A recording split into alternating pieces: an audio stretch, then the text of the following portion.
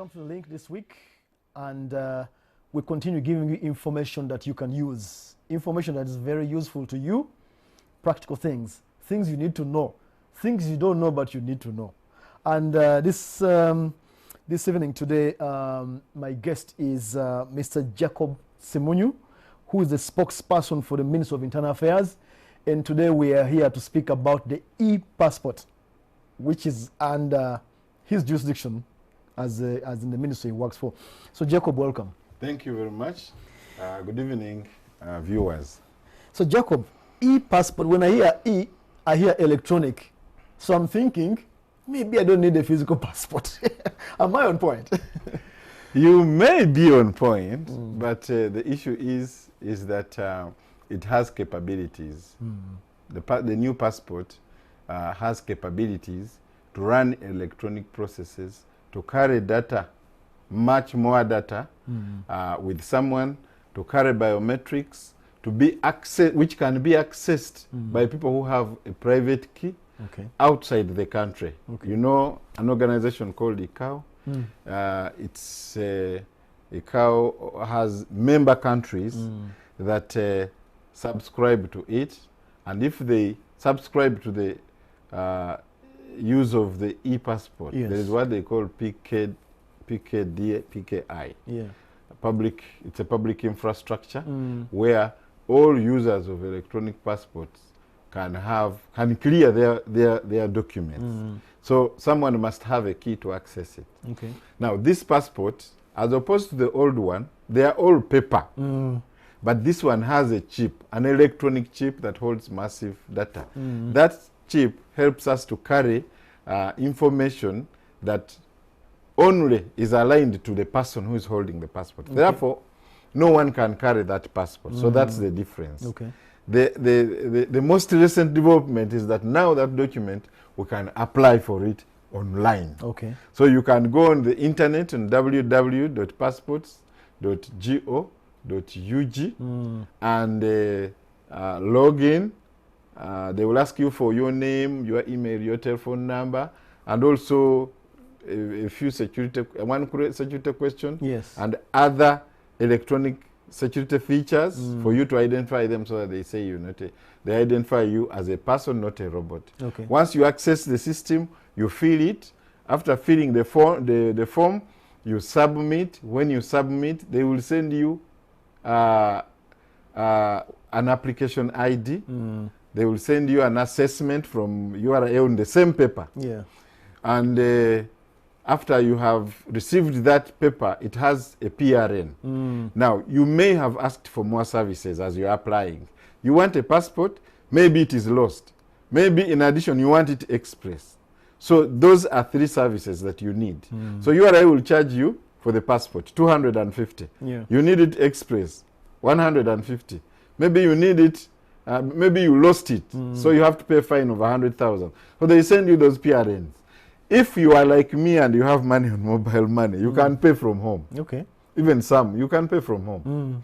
So you just go to 185, then pay bills, URA, and then you put in the PRN, and you pay the money. So you put for all the 3 PRNs, but most common is 1 PRN for the passport. Yeah. Ordinary. And we have reduced the duration for which the normal process takes, you get it after 2 days. So maybe in the 3rd day. So you can get it. And if it's express, where you pay an additional 150, it takes 1 day. But if you think you have an emergency, you can decide even to sit and ask for it if you paid for express. So the system is that simplified. So the difference is that the old passport could easily be forged or tampered with, and it doesn't detect in the system. Now this one can detect in the system that no, someone either has spoiled the passport, because if you attempt to tamper with it, you spoil it. Now a person who resembles you, Sam, cannot carry your passport now, because that passport is cleared through a system, and they will ask for the biometrics, the fingerprints, either your face or the fingerprints, and they will be different. So they just arrest that person. This passport also can make someone clear himself or herself into the country freely without an immigration officer. How come? How does that We work? use e-gates. If you have traveled recently in Entebbe, Yes. we have some e-gates there. Self-service kiosks, you go there and serve yourself and go to the gate, and the system authenticates. That you are the scan one. the passport to use it. You scan the passport. If the passport is okay, it allows. It goes ahead to capture your face, compare it with what is in the passport. If it's okay, you How much click time okay. is that happening, all that process? Now, a normal traveler passing through Entebbe is processed maybe in 3 minutes or 2. Okay. But if someone comes, the flight brings so many people together. So you can take 30 minutes. Okay. But someone who is clearing himself can take 1 minute. About a minute or less. Yes. Okay. Jacob, we want to know, I thought when it was E, the whole form business is going to disappear. Like I put in my NIN, that is national ID number, and then I still have to fill in mother's word, father's word. How come? Electronic means you are only using electronic processes Computer. to run processes faster and to make sure that you serve people quickly. Okay. And also to make the document more secure. Okay.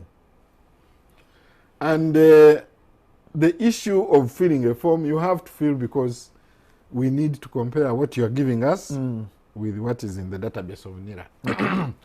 As you may notice when you come to our office, we have a gazetted counter for NIRA. Yes. And we have a direct link. But in addition to that counter, every officer is able to call data, a certain amount of data from NIRA and compare with what you have given us. Okay.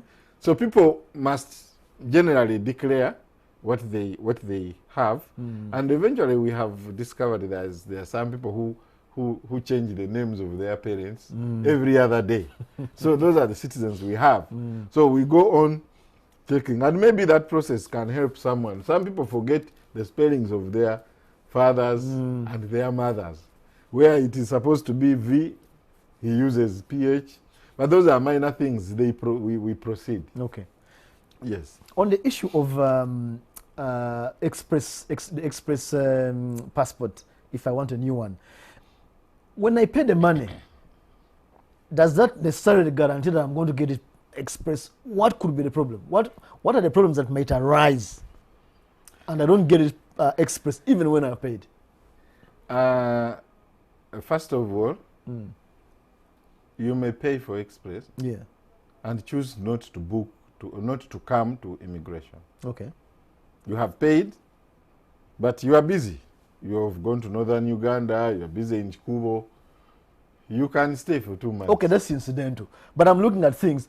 But when you come to immigration, first of all, you are not required to book. You just come in. As long as you are paid for express, you just come in. And some people, this is, I think, the best case scenario. Somebody knows that he does not qualify for an express, for an official passport. Okay. Or even to be a citizen. And then applies for express. For you to benefit from express, you must be a citizen. Okay, bottom line. Bottom line, you must be a citizen. If you are not a citizen, we do everything possible to find whether it's possible for you to qualify. If you don't, then we escalate you to another level where we can naturalize you. Okay. Now, naturalization means that you've been in Uganda for 20 years, and in the last 2 years, you've been in Uganda. So those are two things you prove to us. Okay. That I have been in Uganda 20 years. The last 2 years, was maybe by around. bills, or, I have been where? In Uganda. In Uganda. Or if he's a student, you can give your certificate of O level. Then we will know this person has been in Uganda for the last 2 years. So we escalate it there. So if you pay the express, ideally you would not benefit from it if you have a citizenship question. Okay. Yes. Otherwise, we do not have very many cases apart from those who come and then the data is they are giving us is totally different. So information can be an issue. You are talking of, yes, information. You are talking of a totally different person as your father, as opposed to the one who is in the records of NIRA. Then we might have to verify that father.